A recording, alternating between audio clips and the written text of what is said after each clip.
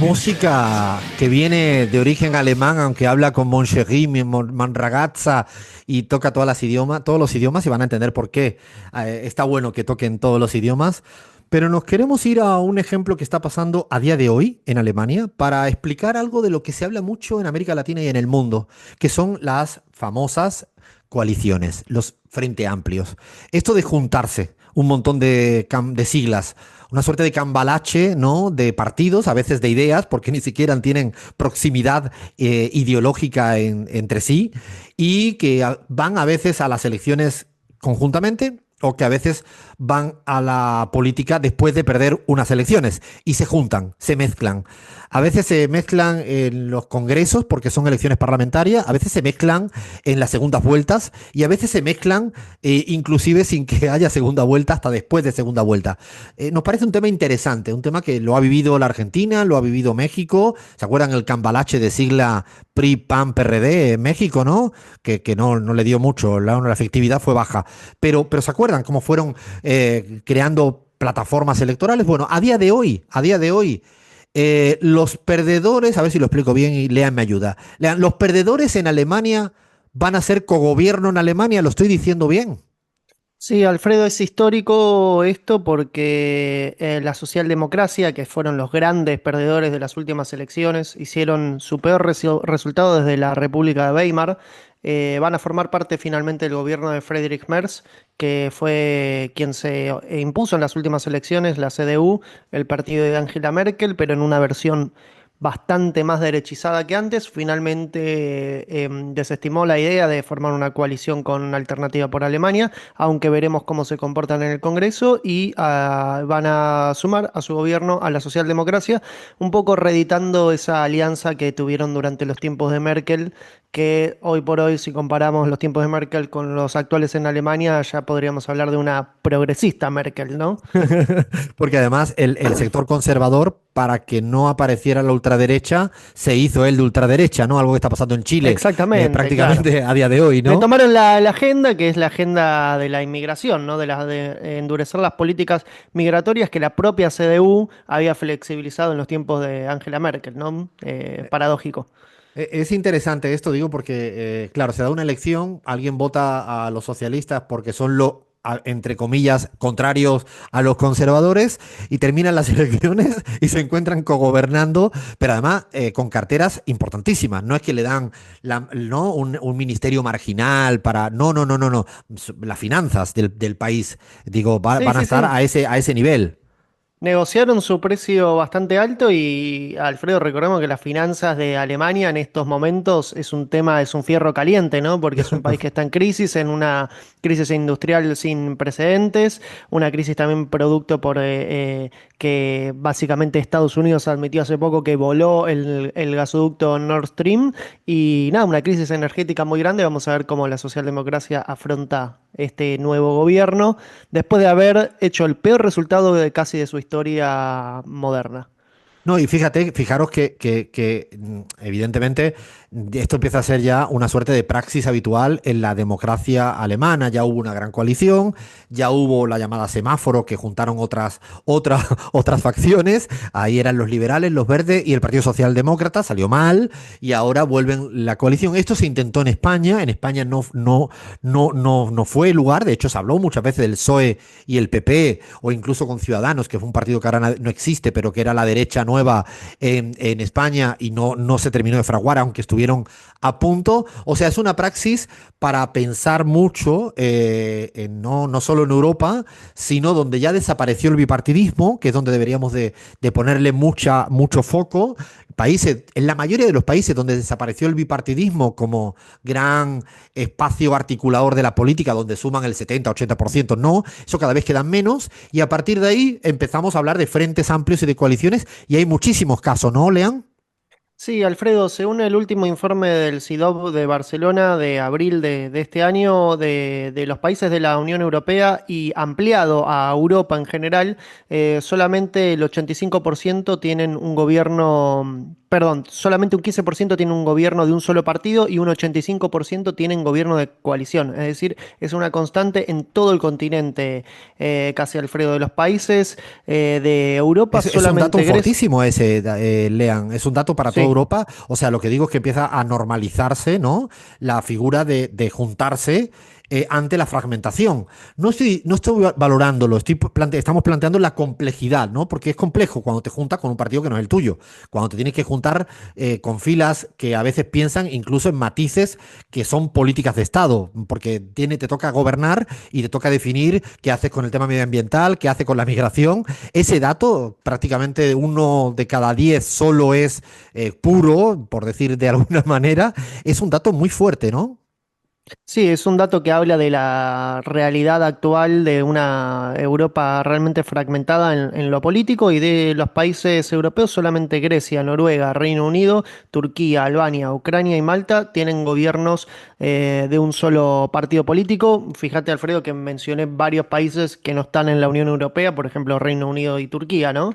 Es decir, que la fragmentación es una constante, sobre todo dentro de la Unión Europea, y esto se debe en parte a, bueno, la ya mencionada fragmentación política, la aparición de nuevos partidos, la disminución en el apoyo a los partidos tradicionales, la desilusión con los partidos tradicionales, esos partidos tradicionales que nacieron al calor de la creación del Estado de Bienestar europeo de la Segunda Posguerra y que finalmente no terminaron de cumplir todas las expectativas a nivel social y económico. Esa esa desilusión se tradujo en fragmentación política y también hay que tener en cuenta en algunos países la diversidad regional y cultural en la composición de esos estados, ¿no? Países como España, como Bélgica, son estados que tienen muchísima diversidad cultural y regional y que se expresa también en partidos políticos y en la fragmentación de las voluntades y del voto hacia esos partidos políticos. Y también hay que tener en cuenta que son en la mayoría de los casos sistemas electorales proporcionales, es decir, utilizan sistemas electorales proporcionales que dificultan en sí que un solo partido obtenga la mayoría absoluta y lo que obliga a formar coaliciones. Perdona, Lean, fíjate que planteas que, claro, en la mayoría de los sistemas parlamentarios, que efectivamente es más difícil por lo que estabas planteando, pero inclusive, y ahí es donde creo que para mí hay una reflexión que hacer, en los países más presidencialistas, en América Latina, gran parte de los países se elige directamente presidente, ¿no?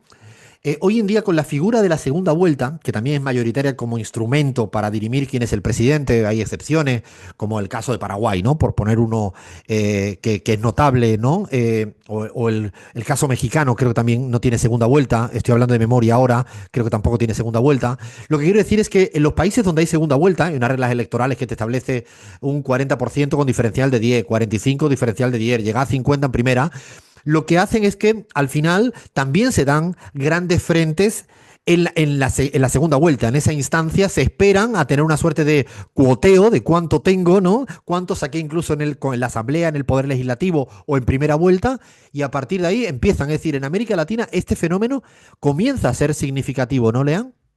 Sí, Alfredo, comienza a ser significativo y de hecho tenemos un ejemplo de un gobierno claramente de coalición, como es el gobierno de Gabriel Boric, que está formado en Chile por el Frente Amplio, por el Socialismo Democrático, por Chile Digno, que a su vez son coaliciones de otros partidos. Por ejemplo, el Socialismo Democrático tiene dentro al Partido Socialista, al Partido por la Democracia, al Partido Radical, Chile Digno tiene adentro al Partido Comunista, la Federación Regionalista Verde Social, y es una coalición que se formó en 2022 para apoyar a la candidatura de Gabriel Boric y actualmente gobiernan. Y después está también el caso de Brasil, que si bien no es un gobierno de coalición a nivel formal, sí Pero se le necesita parece el PT. mucho, ¿no? Se le parece mucho porque la Exactamente. segunda vuelta parte de la, bueno, lo preparó para primera porque sabía que iba a haber segunda y necesitó ese término de ampliar. De hecho, de eso, por eso se habla de amplio, y es porque para llegar a ser competitivo en segunda vuelta, muchas veces requieres ampliar, lo cual significa una cesión ideológica y lo cual significa mayor dificultad para poder gestionar si ganas, que a veces uno se olvida de que no solo hay que ganar elecciones, sino luego tiene el arte de gobernar claro, con facciones ideológicas que en muchos casos están muy forzadas, Lean. Sí, es el caso que estaba mencionando de Brasil, con Lula teniendo que negociar con el centrado e incluso puestos dentro del gobierno. Si bien no es un gobierno de coalición a nivel formal, el partido de gobierno es efectivamente el PT, sí incorpora en su gabinete a figuras de distintos partidos políticos que muchas veces no comulgan con los valores históricos del PT en Brasil, y así sucede en muchas partes, pero esto es realmente una tendencia, sobre todo en Europa, y en Europa está más asociado al fenómeno, si me permitís hacer este análisis, Alfredo, de la emergencia también de las ultraderechas, porque muchos frentes se terminan conformando en oposición a esa ultraderecha para que no llegue al gobierno, o incluso muchas veces en esos gobiernos de coalición, los partidos gobernantes de centro derecha tratan de incorporarla a la ultraderecha para bloquearla, ¿no? De alguna Una suerte forma. de cordón sanitario, que es un término que se utiliza mucho en Europa para plantear que Ujú. no llegue la ultraderecha y se juntan. Ese propósito, que puede ser saludable en términos políticos, luego se convierte en una suerte de boomerang, porque a la hora de hacer política económica, las diferencias que puede haber entre un partido a favor del neoliberalismo versus de una política social dura, si sacrificas parte de esos principios que son programas políticos y que son recursos para la ciudadanía, y eso es un asunto, insistimos, no lo valoramos así a la ligera, no es fácil. Pero en América Latina incluso vienen pasando, yo vengo poniendo el ejemplo de cómo en la oposición en México a Morena se quiso juntar partidos de derecha, PRI, PAN, con lo que el PRD había sido, que tenía un origen de izquierda, aunque ya había dejado de ir siéndolo, y se juntan. Y al final tienen una candidata en este caso que era un poco una hija adoptiva del PAN, ¿no? Pero que se la tiene que bancar el PRD. Lo digo porque hay un sacrificio ahí que luego queda si llegan a ganar. En este caso perdieron por goleada. Y permíteme, Gaby, en Bolivia estás viendo que esta suerte de fenómeno epocal, si en Bolivia está aterrizando también en la derecha, de cómo se juntan después de haber perdido muchas elecciones en el pasado, yendo fragmentadamente. Pues parecía inicialmente el año pasado que iba a buscarse una coalición importante de derecha, pero no se ha logrado. En Bolivia la derecha va a ir fragmentada a las elecciones de agosto y quizás con la hiperconfianza, con una confianza exagerada de que es un momento difícil para la izquierda, para el movimiento al socialismo, para el bloque popular, porque hay fragmentación después de muchísimos años en el que el bloque popular estuvo unido y está demasiado confiada posiblemente la derecha en que eso jugaría en contra de la izquierda y por lo tanto se dan el lujo de volver a ir fragmentados. Pero yo encuentro razones más estructurales, Alfredo. Yo creo que la derecha en Bolivia ha tenido ese problema de dificultad para generar coaliciones importantes desde hace mucho tiempo y no ha logrado vencerla porque no logra ni incorporarse en torno a un programa o un proyecto político único, pero tampoco tiene una candidatura única que nuclee, porque no hay un candidato de derecha que tenga una presencia política en todo el país. Son candidatos regionales fundamentalmente. A veces también, Gaby, yo creo que también se juntan solo para que el otro no gane. Y esto podría ser el eje a lo mejor aglutinador de estos frentes heterogéneos, como tú bien dices, con muchas dificultades. Lean, para terminar este bloque, insisto que da para mucho más, porque luego hay otras maneras de coaliciones, como la que está practicándose hoy en la Argentina, que gobierna Milei con ministros y ministras importantísimos del gobierno de Macri, ¿no? Que son prácticamente con origen, no, que han tenido presencia. Entonces, ¿cómo ves esta otra fórmula, quizás más indirectas de frentes? Sí, Alfredo, lo último que te puedo agregar es que en Europa, en la región donde hay más gobiernos de coalición, que ya llegan hasta un nivel disparatado de 9 partidos políticos distintos, se encuentran en los países de la ex Yugoslavia, Nueve que partidos, son. Lean. Sí, así es, Alfredo. La más amplia es la de Macedonia del Norte, por ejemplo, con 9 partidos políticos dentro del gobierno, pero es una constante que vemos en países como Bosnia-Herzegovina, como, bueno, Kosovo, aunque no es reconocido a nivel internacional, Montenegro, Serbia. Es una dispersión política que se debe en parte también a la diversidad étnica y cultural de la región de la ex Yugoslavia. Claro, fíjate el volumen, ¿no? La dispersión al interior de un frente amplio, porque no solo es que se juntan dos, tres, ya se juntan 9, 9, 10. De hecho, hay miles de ejemplos en América Latina. Pongo el paralelismo constante, que es Colombia. El Pacto Histórico también son un grupo que aglutina, ¿no? Lo lidera Gustavo Petro, pero estamos así constantemente. Incluso hay frentes que luego no son creíbles, y eso para mí es otro aspecto. Cuando la ciudadanía ve que se juntan ¿no? Dos piezas en un puzzle que dicen, no, no van, no los veo, solo es una cuestión táctica electoral, pero que no lo visualizamos así. Y yo creo que esto va pasando cada vez más en la región, viene pasando mucho en la región.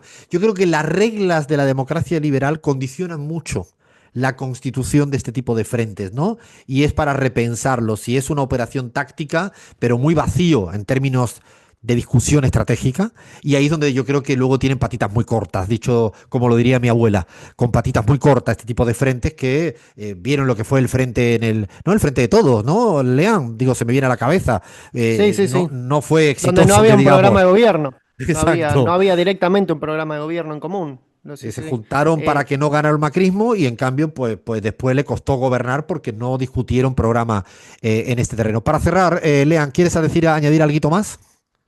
Alfredo, sí, por último, decirte que los únicos países en los cuales gobierna un solo partido, quizás el caso más ejemplar es el de Grecia, que es el Partido Conservador Nueva Democracia, que obtuvo una mayoría absoluta en las últimas elecciones, pero también está facilitado un poco por un sistema electoral que otorga un bono de escaños al partido más votado y eso facilitó la tarea en Grecia. Y por último, también Reino Unido, que está ahí, si bien no es parte de la Unión Europea, el sistema en general favorece la formación de gobiernos monocolor, aunque tiene que terminar negociando algunas cuestiones en el Parlamento.